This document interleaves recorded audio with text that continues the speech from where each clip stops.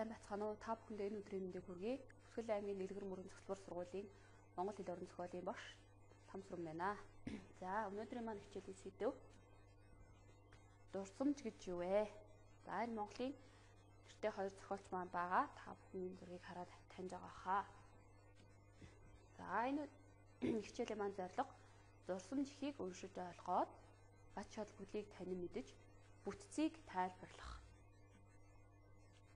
За, хичээлийн зорилт алхам 1 дурсамж ихийг уншиж ойлгох, алхам 2 дурсамжийн ач холбогдлыг танин мэдэх, 3 дурсамжийн бүтцийг тайлбарлах. За, энэ 3 алхмын дагуу өнөөдрийн маань хичээл явагдах нэ. За, энэ хүн бол Монголын нэрт зохиолч Цэнгийн Эрдэнэгүй байна. За, энэ дурсамж бол Цэнгийн Эрдэнэгүй дурсамж арай байгаа. За, дараах ихийг анхааралтай уншаарай. За, дурсамж. Дурсамж бол туулсан амьдралын цадиг түүх, туулах амьдралын гэрэл гэгээ тэмүүлэл. 1958 он анх би эх орныхоо хөлийг алхаж Берлинд очлоо. Сайн хооллож авъя гэж бодоод зоогийн газар оров. Миний бараанаар эрвээхээ зангаа зүвсэн ир яаран ирж хоолны цэс өглөө. Эргүүлээд үтсэн чинь мэддэг ганц ч үг алга. За, энэ Эрдэнэгүй Германы нийслэл Берлинд очсон байна, тийм ээ. За, үнийг нь харлаа. Хамгийн үнэтэй нь сайн хоол байх гэд нилээд үнэтэй нэг хоол заалаа. Үйлчлэгч намайг нэг том харснаа. Яваад өглөө. Утсан ч үгүй том тосгууртай юм. Өндөр гихч өргөчгсөн хүрээд ирэв. Сүртэй гэдэг нь харсан чинь 6 ч билүү 12 ч билүү хүний жигтэйхэн том ялуу аваад ирж одоо яах вэ? Орхиод явалтай биш. Гайхалтай юмныхаа хажуунаас нь дуртай дургүй хилтлээд амтрахад суулаа. Идээд ганц хүн барахын аргагүй. Хүмүүс ер намайг юу гэж бодон хар суугаа бол гэхээс нуруу халуу оргиж дааж инээдэмтэй амтан сууж харагдсан байх таа гэж бодохоос одоо ч өөрийгөө өрөвдөн боддог юм. Хайр газар хийл гэдэг хичнээн авралын тэнгэр байдгийг ёстой яс махаараа мэдрэх шиг болсон. Шавилханж байж дээ. За, Цэнгийн Эрдэнэгүй дурсамж арай. За, хүүхдүүдээ 1958 он. За, анх Эрдэнэгүй эх орныхоо хөлийг алхаж за гадаад улсад очсон боيو Германы нийслэл Берлин хотод очсон. Сайн хооллож авъя гэж зоогийн газар орсон чинь за мэддэг үг ганц ч явахгүй болохоор монголчуудын нэг нэрлэхүү зам байдаг штэ. Хамгийн үнэтэй юм сайн гэж боддог. Тийм учраас хамгийн үнэтэй оолыг захиалцсан.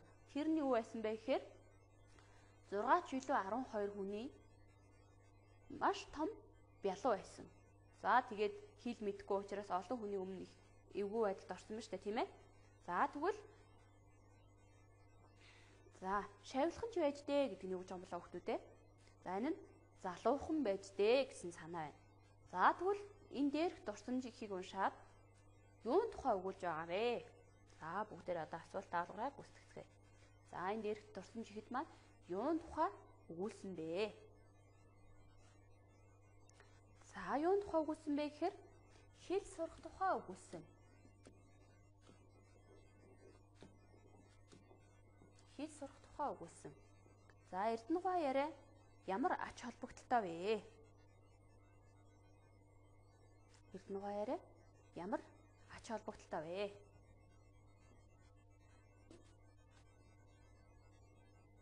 Эрдэнэгүй яриа ямар ач холбогдолтой вэ? За, та нарт ер нь ямар сургамжтай? Юун сургамжтай? Юун та нарт авмаар юм шиг? Юун мэдмээр юм шиг? Юун ач холбогдолтой юм шиг санагдаж байна хүүхдүүдээ? За, тэгвэл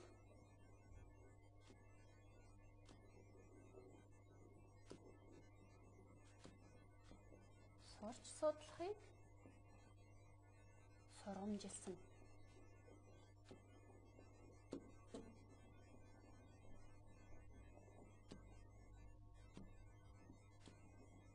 За, сурч судлахыг сургамжилсан.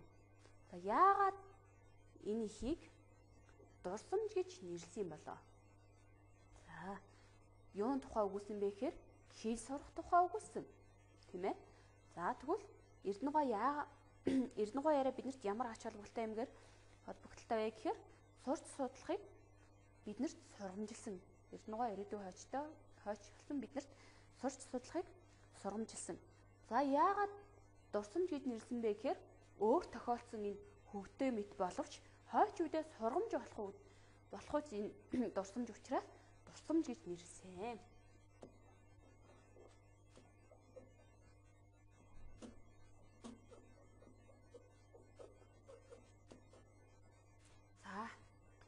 За яагаад дурсамж гэж нэрлсэн бэ гэхээр хойч үедээ сургамж болохуйц дурсамж учраас дурсамж гэж нэрлсэн.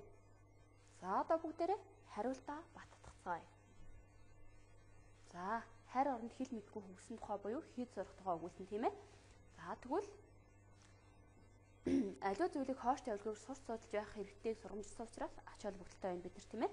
За тэгвэл өөр тохиолдсон хөвгтэй мэд боловч сургамжтай дурсамж учраас дурсамж гэж нэрлсэн байж болно.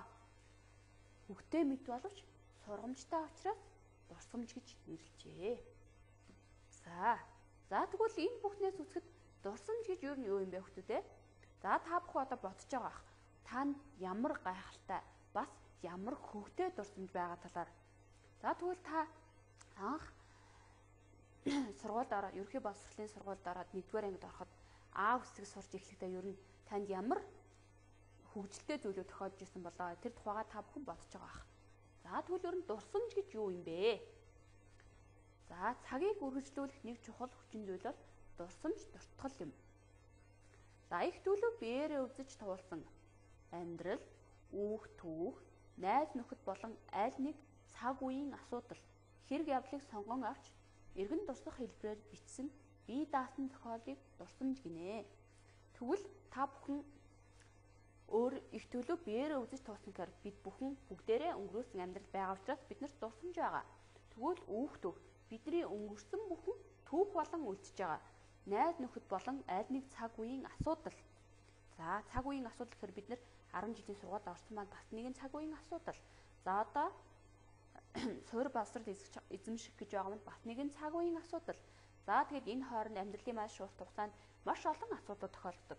За хэрэг явдлыг сонгон авч эргэн дурсах хэлбэрээр бичсэн бие даасан зохиолыг дурсамж гэнэ. Хүн болгон өөрийнхөө өнгөрөөсөн үүх түүх үйл явдлуудыг эргэн санах юм бол энэ бол дурсамжийн буюу бие даасан зохиол болох юм байна. Үнийг дурсамж гинэ. За дурсамж бичих нь юу ямар ач холбогдолтой юм бэ? Дурсамж бичих нь ямар ач холбогдолтой юм бэ? За нэгдүгээр хүний амьдралыг ил хийгээд далд түүхийг нөхнө. За биднэрт бол бидний өнгөрөөсөн дурсамж болгон түүх юм. За хоёрдугаар ямар ач холбогдолтой юм бэ гэхээр хойч үедээ үлдээсэн захиас, сургамж, бодрол, ухаарл болно. За бидний өнгөрөөсөн түүх ер нь миний ботсон бодрол ухаарлаар сургамжилсан бүхэн хойч үед маань сургамж, бодрол, захиас, ухаарл болох юм байна. За 3 дугаарт дурсамж нь хувь хүний сэтгэгдэл төдий зүйл биш, хүн төрөлхтний оюуны соёл юм. Зөвхөн хувь хүний миний түүх биш, энэ бол хүн төрөлхтний оюуны соёл юм байна. За ийм ач холбогдолтой. За 4 дугаарт энэ бол жишээ. Бас нэгэн сургамжийн ач холбогдолтой маш том жишээ. За энэ бол Оросын алдар зохиолч Толстой дайн ба анх хармаана бичгтээ түүхийн ерөнхий судалгаанаас гадна дурсамжийг их ашигласан гэдэг. За тэгвэл энэ зохиолыг бичгэд тэр үеийн их орны дайнд оролцож байсан одоо цэрэг эрсийн дурсамж ярианаас сэдвлэн энэ зохиолоо очжээ. За 5 дугаарт нь дурсамж бол түүх бол дурсамж.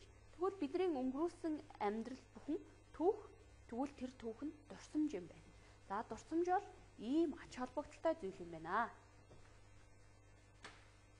За дараах дурсамжийг уншиж ойлгоорой.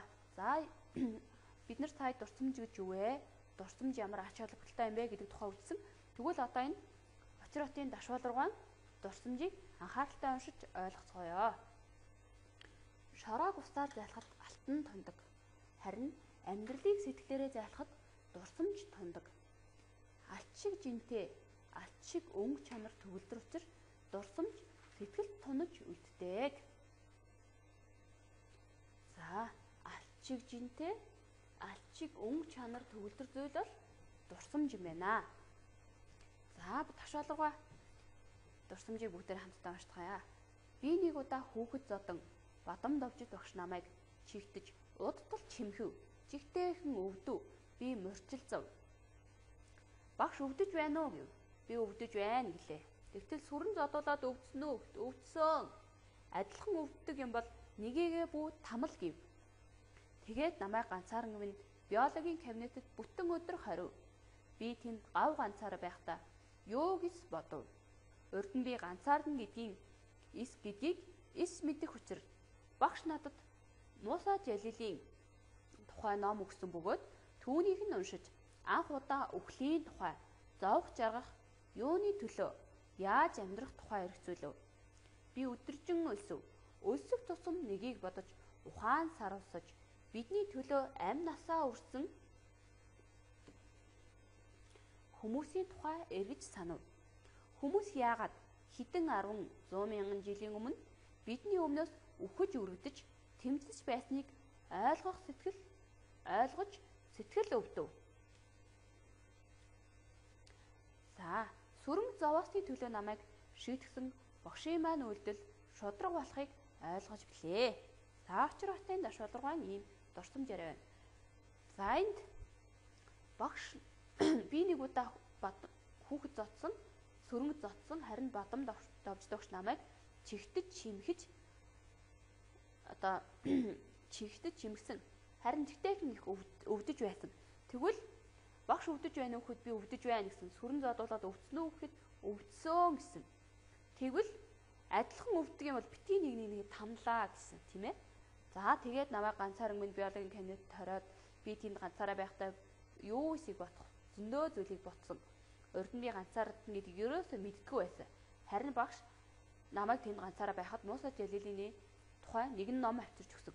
Тэр номыг уншаад анх удаа л үхлийн тухай, зовх жаргах тухай, юуны төлөө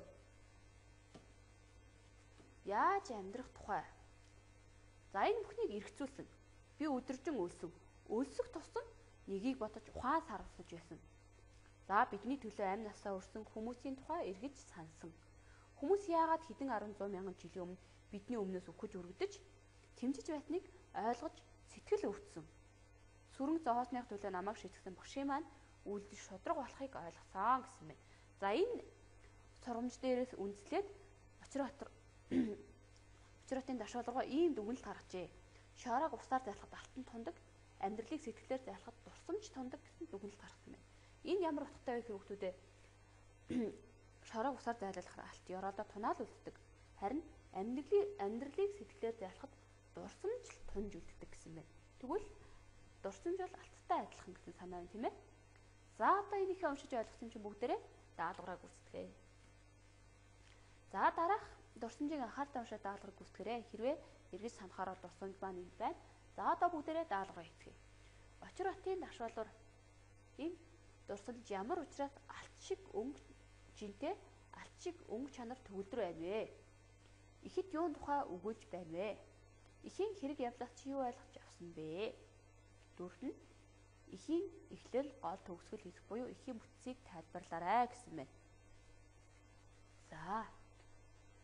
За нэгдүгээрт нь ямар учраас алт шиг жинтэй, алт шиг өнгө чанар төгөлдөр байсан бэ? За хүүхдүүд одоо бүгдээрээ хамтдаа бодцгоё. Ямар учраас алт шиг жинтэй, алт шиг өнгө чанар төгөлдөр байсан бэ? За тэгвэл шороог усаар зайлахад алтан тундаг, амьдралыг сэтгэлээр зайлахад дурсамжил тундаг гэсэн.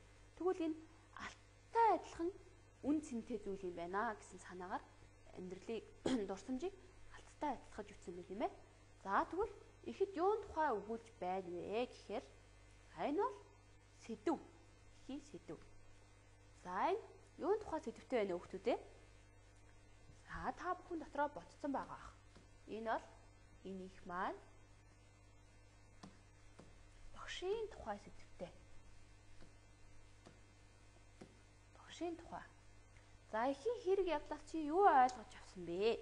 Энэ бол эхийн маань гол санаа. За эхийн хэрэг явдлаас юу ойлгосон бэ хүүхдүүд ээ?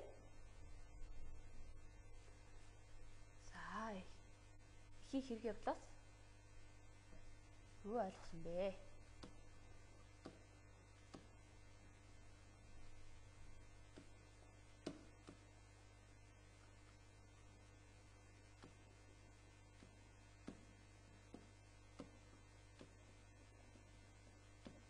За, амьдралыг таниулагч бол багшгүй юм. За, энэ Дашвалруугаад амьдралыг таниулж өгсөн хүн бол Бадам Давжид багш байсан. Тэгвэл энэ эхийн маань гол санаа нь амьдралыг таниулагч бол багшгүй юм. За, одоо бүгдээрээ эхийнхаа бүтцийг тайлбарлая. Эхийн эхлэл хэсэгт юунд тухай гарсан, гол хэсэгт юунд тухай гарсан, эхийн маань төгсгөл хэсэгт юунд тухай гарсан юм бэ? За, би нэг удаа хүүхэд зодсон Бадам Давжид багш намайг удтал чимгсэн.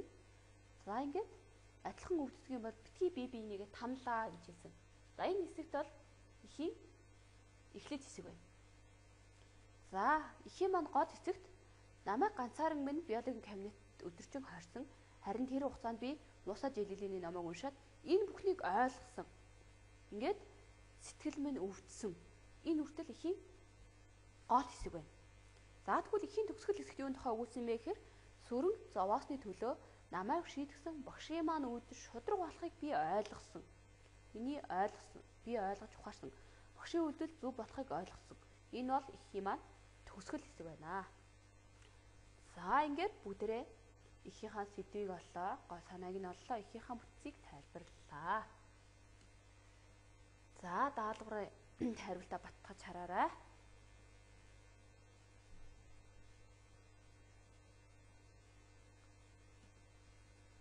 За, ингээд өнөөдрийн хичээлээр энэ бүхнээс үзэхэд дүгнэхэд за дурсамж нь анд нөхөрлийн шалгуур, ёс зүй, хүн чанарын хэмжүүр, бодит үйл явдлын амьд гэрчим.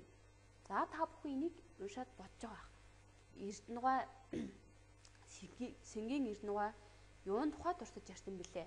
Очир хотын Дашвалруугаа юун тухай дурсаж ярьсан бэлээ? Тэгэхээр энэ ёс зүй, хүн чанар, анд нөхөрлийн шалгуур мөн энэ хоёр алдартай зохиолчийн маань амьдралаараа туулсан босон бодит үйл явдлыг тухай ярьсан учраас дурсамж бол ийм зүйл юм байна. За, харин дурсамж бол туулсан амьдралын цадиг түүх, туулах амьдралын гэрэл гэгээ тэмүүлэг юм. Тэгвэл энэ саяны хоёр дурсамжаас та бүхэн дурсамж бол туулсан амьдралын цадиг түүх юм. За, түүх бол дурсамж бол түүх гэсэн байсан шүү дээ, тийм ээ. За, тэгэхээр туулах амьдралын гэрэл гэгээ өнгөрүүлсэн амьдралын сайхан бүхнээр бид нар амьдарч байгаа бол ирээдүйд ч гэсэн биднийг ийм сайхан амьдрал хүлээж байгаамаа гэсэн гэрэл гэгээ тэмүүлэл мөн сайхан дурсамжууд биднийг хүлээж байгаа юм байна. За, гэрийн даалгаварт анх сургуульд орсон тухай дурсамжаа сэргээн санаж 100-аас 120 хүүхдэд дурсамж их бичрээрэй. За, бичихдээ өөрийнхөө туулсан амьдралын буюу анх сургуульд орсон дурсамжаа үнэн бодтой мөн найруулгын шаардлага хангах үед зөв бичгийн дүрмийн шаардлага хангасан. За, 100-аас 120 хүүхдэд дурсамж их бичиж ирээрэй. Анхаарал тавьсанд баярлалаа.